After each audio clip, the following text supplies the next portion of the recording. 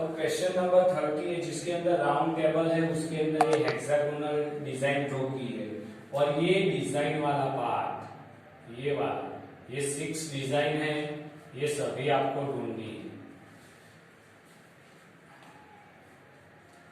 अब देखो तो ये जो 6 डिजाइन वाला पार्ट है उसको मैं सेंटर राउंड सर्कल है तो उसको सेंटर से ऐसे कवर करूंगा।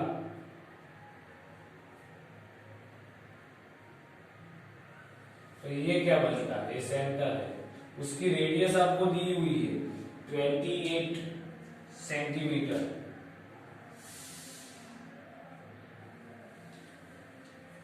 बराबर है। तो आपको ये डिजाइन वाला भाग ढूंढना है। तो डिजाइन वाला भाग यानी क्या है, इसको आप क्या बोल सकते हो, माइनर सेगमेंट। बराबर है। तो माइनर सेगमेंट ढूंढने के लिए आपको क्या करना पड़ेगा, माइनर सेक्टर ढूंढना पड़ेगा, ट्राइंगल ढूंढना पड़ेगा और ये माइनस करना पड़ेगा। अब देखो ये हेक्सागन है, अगर मैं ये सभी लाइनें जोड़ देता हूं तो सेंटर के साथ कितना एंगल बनेगा, ये पूरा 360 का एंगल है। तो हर एक, जैसे कि ये कॉर्ड्स है वो सेंटर के साथ कितना एंगल कवर करेगा, 60 60 60 60 60 60, 1 2 3 4 5 6, 6 प्लस 16 करोगे आप मल्टीप्लाई 16 तो कितना आएगा, 360 आएगा, यानी पूरा कवर हो जाएगा। यानी सेंटर वाला एंगल ये कितने का होगा, 60 का होगा। इसको मैं नाम दे देता हूं ए बी साइड, जैसे कि सभी साइड इक्वल है क्योंकि वो राउंड टेबल के अंदर 6 इक्वल डिजाइन बनाई हुई है। In round table 6 equal design.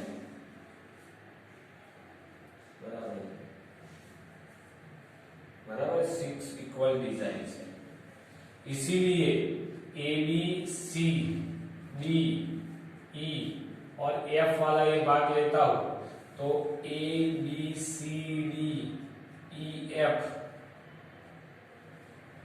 Has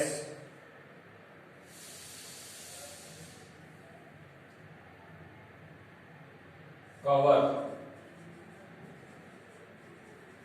equal area. वो इक्वल एरिया कवर करने वाले राउंड टेबल के ऊपर, और सभी side A B is equal to C B D is equal to C D is equal to D E is equal to E F होगी, सभी side equal होगी, E F और एफ ए सभी side equal भी होगी और equal area वो cover करेंगे राउंड टेबल के अंदर। बराबर है, क्योंकि वो रेगुलर हेक्सागोन बनाता है 6 साइड वाला, इसीलिए ए बी चॉर्ड्स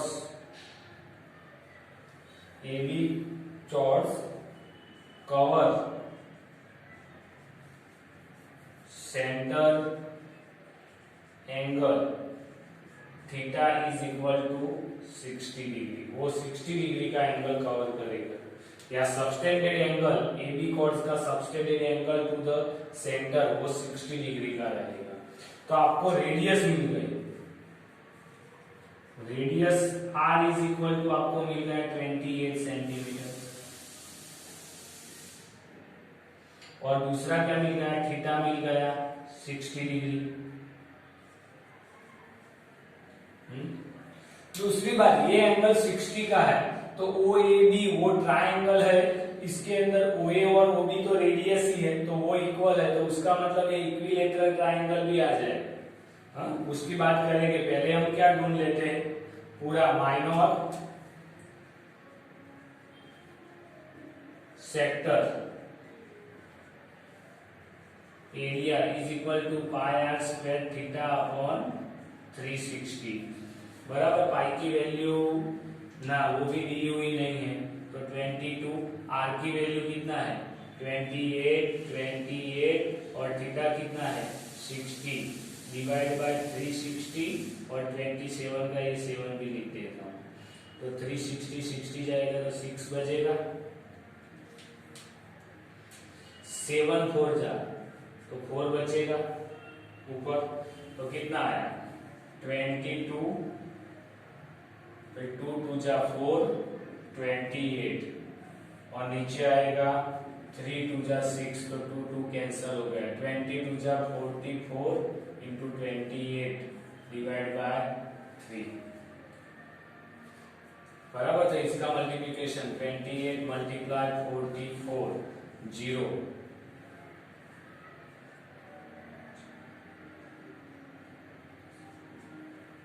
तो 1 1 2 आएगा 2 3 2 1 यानी 1232 डिवाइड बाय 3 बराबर हो गया। अब हम डिवाइड करते हैं 3 से उसको, तो 12 3 2 डिवाइड बाय 3 3 4 जा 12 3 3 1 जा 3 0 2 तो एक 0 ऐड कर देते बराबर है। 12 के तो 3 4 जा 12 3 आया तो 3 1 जा 3 ऊपर से 10 तो कितना आएगा 6 3 जा 18 2 0 तो 6 6 चलता ही जा रहेगा यानी 41.67 ऐसा आप ले सकते हो 20 सेंटीमीटर स्क्वायर बराबर है। अब ट्रायंगल का एरिया ढूंढ लेते हैं और वो भी इक्विलेटरल ट्रायंगल है, तो area of triangle OAB is equal to √3/4 side square. तो √3 की वैल्यू बोली है अंदर, कितना बोला है 1.7 तो 1.7 साइड यानी 28 डिवाइड बाय 4 7 4 जा तो 7 बचा। अब इसका हम मल्टीप्लिकेशन कर देते और आंसर लिख देते।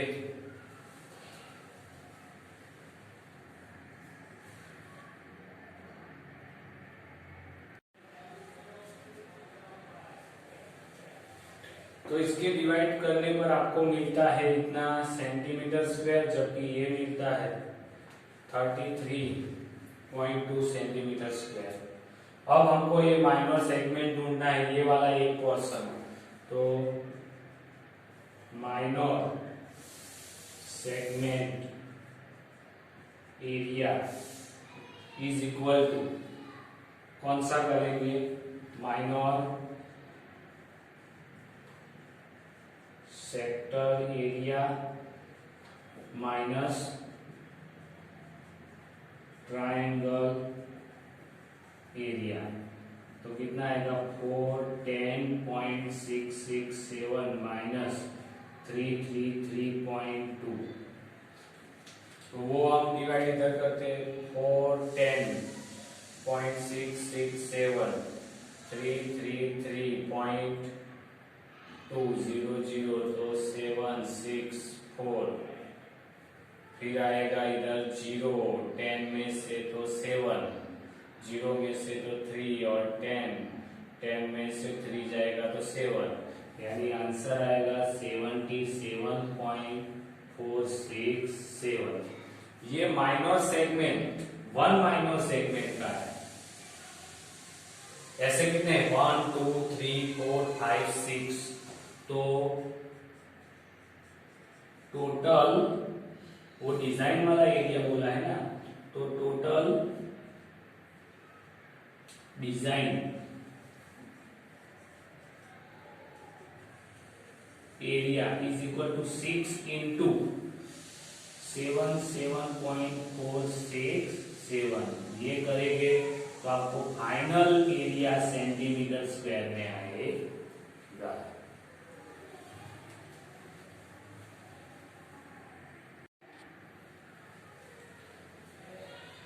तो अब देखो माइनर सेगमेंट का भी हमने कर दिया, तो 77.469 आया। टोटल डिजाइन एरिया तो 6 से मल्टीप्लाई किया तो 199.2 सेंटीमीटर स्क्वायर है। ये मैंने डायरेक्टली आंसर लिख दिया है। फिर आपको बोला है कि 1 cm स्क्वायर कॉस्ट आपको दी है 0.35 रुपीज, यानी 1 सेंटीमीटर डिजाइन कॉस्ट 0.35 रुपीज। तो हमारा कितना था 199.2 centimetre square design cost is equal to, तो 199.2 मल्टीप्लाई 0.35, तो आपका लास्ट आंसर आता है 162.68 रुपीज। यानी ये जो डिजाइन बनाने का खर्च 162.68 रुपीज आएगा।